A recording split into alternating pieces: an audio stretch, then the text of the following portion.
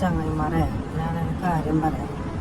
നിങ്ങളെ കയ്യിലാണെങ്കിൽ 5 പൈസ ഇല്ല, കടത്തിലാണ്, നല്ല ജോലിയില്ല, നല്ല വരുമാനമില്ല, നല്ല കൂട്ടുകാരില്ല, ഒറ്റപ്പെട്ട് നിൽക്കുകയാണ്, സങ്കടത്തിലാണ്, സന്തോഷം കുറവാണ്. അങ്ങനെയുള്ള നിങ്ങൾ നിസ്കാരവുമില്ല, നോമ്പുമില്ല, ദിക്കറുമില്ല, അള്ളാഹുവിനെ പറ്റിയുള്ള ഓർമ്മയില്ല, ദുനിയാവും പോയി ആഹിറവും പോയി. അതിനേക്കാൾ എളുപ്പം ഇതല്ലേ 5 നേരം നിസ്കരിക്കല്, അള്ളാഹ്ക്ക് വേണ്ടി നോമ്പ് നോക്കലും ആലോചനം ദിക്കറുകളൊക്കെ വളരെ എളുപ്പമുള്ള പണിയല്ലേ.